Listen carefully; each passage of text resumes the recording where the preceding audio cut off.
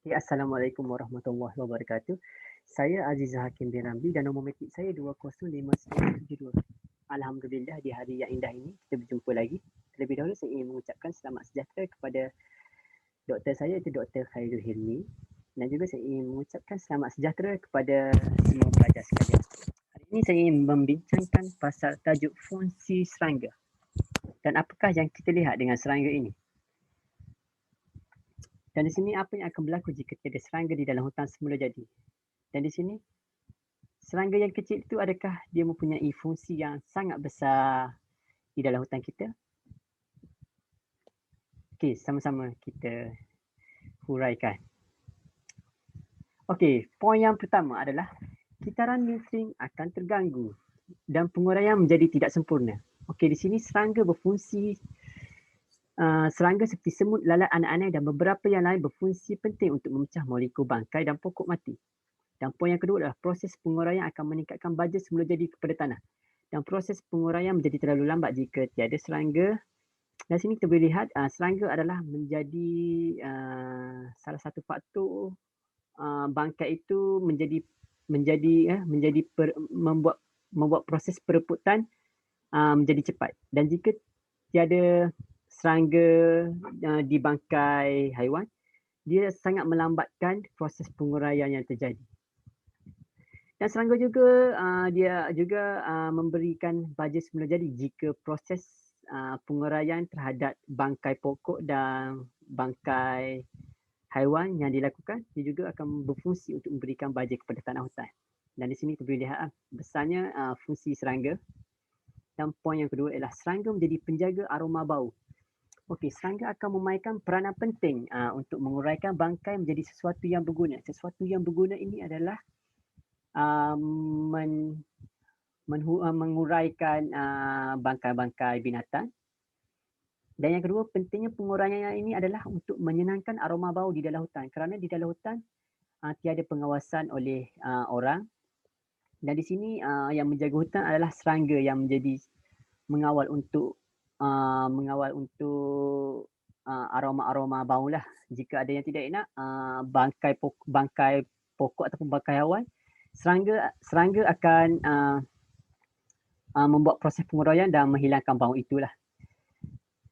Dan ini macam contoh gambar yang pertama adalah gambar pokok yang tanpa bantuan serangga. Dan kita di sini kita boleh lihat prosesnya amat lambat. Dan gambar yang kedua adalah gambar binatang mati, bangkai ataupun yang lebih tepat lagi bangkai haiwan lah. Dan di sini kita boleh lihat tanpa serangga, proses bangkai ini, proses penguraian ke atas bangkai ini akan menjadi lambat. Dan ia akan menyebabkan bau yang tidak enak dan mencacatkan pemandangan di dalam hutan lah. Dan yang kedua gambar tanah. Gambar tanah ini adalah bermaksud jika serangga tidak membantu proses penguraian, maka tiada nutrien untuk tanah. Dan gambar yang keempat ni adalah gambar kulit telur dan kulit pisang. Dan ini bermaksud adalah jika binatang macam monyet memakan pisang dan dia membuat dan monyet membuat kulit pisang merata-rata, maka seranggalah menjadi fungsi utama untuk menguraikan dan membuat proses perebutan itu. Dan di sini kita boleh lihat fungsi serangga di dalam hutan kita. Dan yang seterusnya ialah serangga menjadi sebagai kawalan biologi. Di dalam hutan kita adalah serangga hutan bergantung kepada prosak yang menjadi makanannya atau mengikut keadaan iklim. Macam contoh di sini ialah family untuk kawalan biologi adalah Hymenoptera dan juga Tachynia. Dari sini kita boleh lihat bermaksud bergantung kepada prosak di sini ialah apakah makanan mereka. Dia akan mencari serangga yang menjadi makanan mereka dan memusnahkan prosak itu. Dan maksud keadaan iklim adalah jika iklim berubah kepada hujan, apakah serangga prosak yang akan muncul. Dan di sini bermakna haiwan yang untuk mengawal ini akan mengetahui jika hujan serangga apa yang akan keluar dan merosakkan tanaman dan dia akan keluar merosakkan prosak itu kembalilah. Nah, jika tiada serangga, kawalan biologi ini akan menyebabkan pokok mati dan juga harga pokok akan berkurangan dan pertumbuhan pokok akan terbantuk. Di sini akan menyebabkan amat besarlah jika ada satu proses pembalakan berlaku di situ. pokok-pokok banyak diserang oleh perosak jika tiada kawalan biologi ini, dan menyebabkan harga pokok berkurangan, dan lebih teruk lagi pokok akan matilah. Okey, di sini macam contoh-contoh kawalan haiwan yang menjadi kawalan biologi untuk hutan kita ialah macam Hymenoptera, Tachyni dan Adelgis pisai. Okey, seterusnya. Serangga juga adalah menjadi sumber makanan untuk fauna.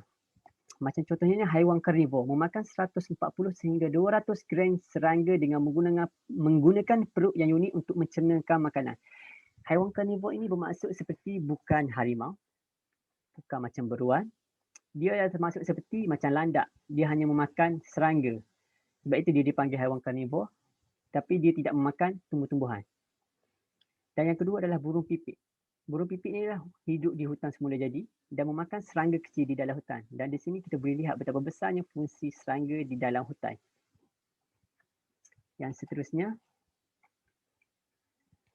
serangga juga adalah memberi sumber makanan untuk flora. Dan apa yang kita tahu, serangga yang memakan tumbuhan karnivor yang memakan serangga adalah Pinguicula dan Pinguicula konzati dan Dionaea muscipula. Dan yang lain adalah termasuk macam periuk kera dan banyak lagi lah tumbuh-tumbuhan yang karnivor yang memakan serangga. Okey, tumbuhan karnivor adalah tumbuhan yang memperoleh sebahagian besar nutriennya adalah memerangkap dan memakan serangga. Dan di sini kita boleh lihat jika tiada serangga di dalam hutan, kemungkinan serangga-serangga ini akan mati. Betapa besarnya tugas serangga di dalam hutan kita. Okey, yang kedua adalah yang terakhir adalah menjadi ejen pendebungaan. Okey, kira-kira 80% daripada semua pokok akan dipendebungaan oleh serangga. Dan serangga ini termasuklah kumbang lalat, semut, rama-rama dan lebah madu.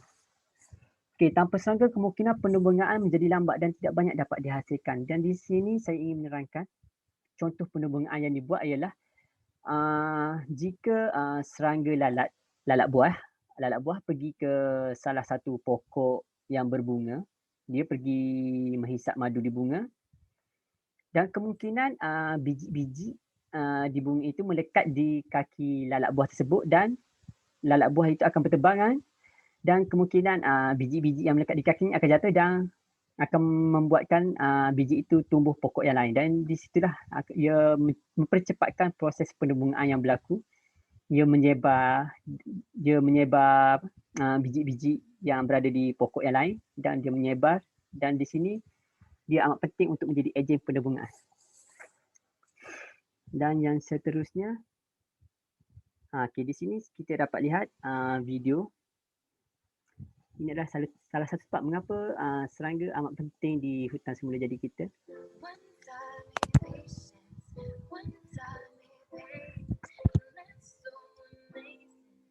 Okey, maaf ya, dia berbahasa Inggeris.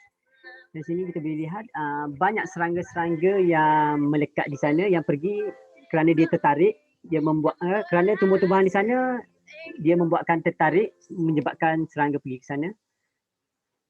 Di sini apabila serangga pergi ke tumbuhan itu dan dia akan pergi ke tempat lain dan dia akan menyebarkan ejen pendebungaan dia lah.